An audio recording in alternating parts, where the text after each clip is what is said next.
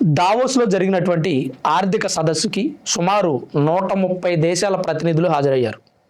ఆ దేశాలకు చెందినటువంటి ప్రధానమంత్రులు, అధ్యక్షులు, లేదంటే ఆ దేశంలో ముఖ్య పాత్ర పోషించేటువంటి రాజకీయ నాయకులు ఈ దావోస్లో జరిగేటువంటి ఆర్థిక, రాజకీయ, సామాజిక సమస్యలపై చర్చిస్తారు. ప్రతి సంవత్సరం జరుగుతుంది. 2026లో జరిగినటువంటి కార్యక్రమం నిన్న జరిగింది. ఈ కార్యక్రమానికి ట్రంప్, అలాగే బ్రిటన్ ప్రధాని కీర్ స్టార్మ్, అలాగే ఫ్రాన్స్ అధ్యక్షుడు ఇమాన్యుయల్, అలాగే కెనడా అధ్యక్షుడు మార్క్ కార్నీ, ఇటువంటి ప్రముఖులంతా కూడా హాజరయ్యారు. అయితే ట్రంప్ గ్రీన్లాండ్ విషయంలో వెనక్కి తగ్గాడా అనిపిస్తుంది. నిజంగా వెనక్కి తగ్గాడండి.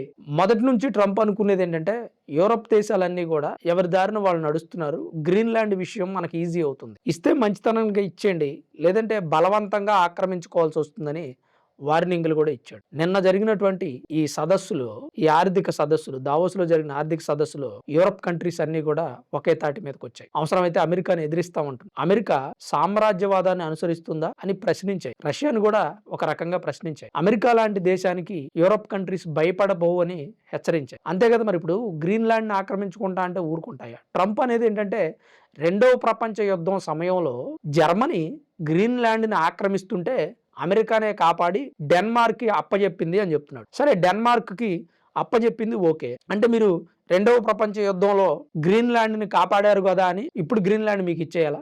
పోనీ మీరు గ్రీన్లాండ్ ని కాపాడారు, అప్పుడే గ్రీన్లాండ్ మీరు తీసేసుకునే పని కదా. మరి జర్మనీ వాళ్ళు ఆక్రమిస్తుంటే మీరు డెన్మార్క్ హెల్ప్ చేసి మీరు డెన్మార్క్ దగ్గర నుంచి దోచుకున్నట్టు ఉంటుంది. అప్పుడు తీసుకుంటే, ఇప్పుడు తీసుకున్న అలానే ఉంటుంది. వాళ్ళు మీరు యుద్ధంలో సాయం చేశారని డెన్మార్క్ వాళ్ళు ఇవ్వాలి మీకు. అలా కాకుండా ఇంకా ఎద్దేవా చేస్తూ మాట్లాడుతున్నాడు. అదేంటంటే ఆ రోజు మేము డెన్మార్క్కి హెల్ప్ చేసి గ్రీన్లాండ్ని కాపాడకపోయి ఉంటే ఈరోజు జపాన్లో సగం, జర్మనీలో సగం కలిసిపోయేవాళ్ళు డెన్మార్క్ ప్రజలు అని చెప్పి అవహేళన చేస్తున్నారు. సరే ఓకే, రెండవ ప్రపంచ యుద్ధం అన్నాక ఒకవేళ నిజంగా యుద్ధం జరిగి డెన్మార్క్ ప్రజలకి మీరు హెల్ప్ చేయకపోయింటే అదే జరిగేదేమో. ఒకవేళ ఈ రోజు చేశాం కదా అని మీరు ఆక్రమించుకుంటా అంటే ఎలా? మీ పట్ల కృతజ్ఞత కలిగి ఉండాలి డెన్మార్క్ లేదా యూరప్ కంట్రీస్ అన్నీ కలిసి, అరే అమెరికా మనకు ఆ రోజు సాయం చేసింది, మనం ఇద్దామని వాళ్ళకి ఆలోచన ఉండాలి. అంతేగాని మీరు బలవంతంగా దోచుకోకూడదు. ఇంకోటి ఏమంటారంటే మా తాత ముత్తాతలు కూడా యూరప్ కంట్రీస్ నుంచి వచ్చిన వాళ్ళే, అందుకని నాకు యూరప్ కంట్రీస్ మీద గౌరవం ఉంది. యూరప్ ఇప్పుడు సరైన నిర్ణయాలు తీసుకోవట్లేదు, సరైన నిర్ణయం తీసుకొని గ్రీన్లాండ్ని మాకు అప్పచెప్పాలి, ఒకవేళ అప్పచెప్పకపోతే గుర్తు పెట్టుకుంటాం అని పరోక్షంగా వార్నింగ్ ఇస్తూ, అబ్బబ్బే మళ్ళీ ఇది వార్నింగ్ కాదు క్యాజువల్గా చెప్తున్నా అని అంటున్నారు. ఏది ట్రంప్. ఎందుకు ఇలాంటి మాటలు అంటే ఇండైరెక్ట్గా బెదిరిస్తున్నారు. గతంలోనేమో డైరెక్ట్గా బెదిరించారు. ఏది యూరప్ కంట్రీస్ అన్ని ఎవరికి వారే యమునా తీరాన్ని విడివిడిగా ఉన్నప్పుడు బెదిరించాడు.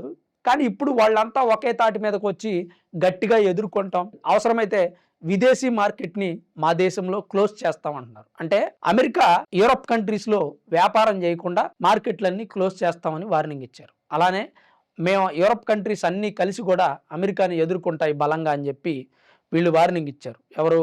ఫ్రాన్స్ అధ్యక్షుడు Emmanuel Macron, Canada Mark Carney, Britain Keir Starmer, ఇంకా కొంతమంది అధ్యక్షులు, ఉపాధ్యక్షులు వార్నింగ్ ఇవ్వడంతో ట్రంప్ దారికొచ్చారు. ఇది ఎవరి విషయంలో అయినా వర్తిస్తుంది.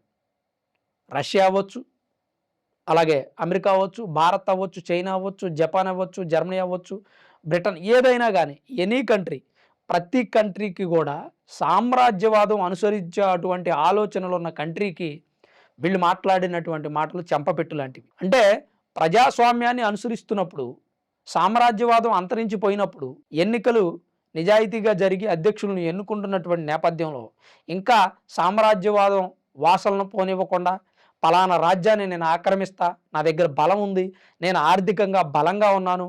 మళ్ళీ ట్రంప్ ఏమంటాడంటే రెండవ ప్రపంచ యుద్ధం సమయంలో అమెరికా బలమైన దేశం, అందుకే జర్మనీకి బుద్ధి చెప్పి గ్రీన్లాండ్ని డెన్మార్క్కి అప్పచెప్పాం. ఇప్పుడు అమెరికా ఇంకా బలమైన దేశం, ప్రజలు ఆల్రెడీ బలమైన దేశం అని అనుకుంటున్నారు, కానీ వాళ్ళ ఆలోచనల కంటే బలమైన దేశం అంటున్నారు. సరే, బలమైన దేశం అయితే సమస్య ఉంది. ఇప్పుడు బలమైన దేశం అయితే మీరు పాకిస్తాన్తో స్నేహం చేస్తున్నారు కాబట్టి నా ఫ్రెండు బలమైన వాడని పాకిస్తాన్ అనుకుంటుంది. చైనాతో స్నేహం చేస్తే నా మిత్రదేశం అమెరికా బలమైన దేశం అని చైనా అనుకుంటుంది. ఒకవేళ భారత్తో చేశారనుకోండి స్నేహం, భారత్ కూడా గర్వపడుతుంది, నా మిత్రదేశం ప్రపంచంలోనే బలమైన దేశం అని. నీ బలం వేరొక దేశానికి సహాయం చేయడానికి ఉపయోగపడాలి, వేరొక దేశాన్ని దోచుకోవడానికి కాదు. ఇప్పుడు ట్రంప్ ఆలోచనలు ఎలా ఉన్నాయి? నియంత పాలన. మరి అడాల్ఫ్ హిట్లర్ మరొక అడాల్ఫ్ హిట్లర్ అనుకుంటున్నాడో ఏమో రెండవ ప్రపంచ యుద్ధంలో జర్మనీ నుంచి గ్రీన్లాండ్ని కాపాడి డెన్మార్క్ కప్పచెప్పాడట. మరి ఇప్పుడు అందుకే వాళ్ళంతా దాసోహం అయ్యి ట్రంప్ కాళ్ళ మీద పడి యూరప్ కంట్రీస్ అన్నీ కలిసి గ్రీన్లాండ్ని అప్పచెప్పాలేమో.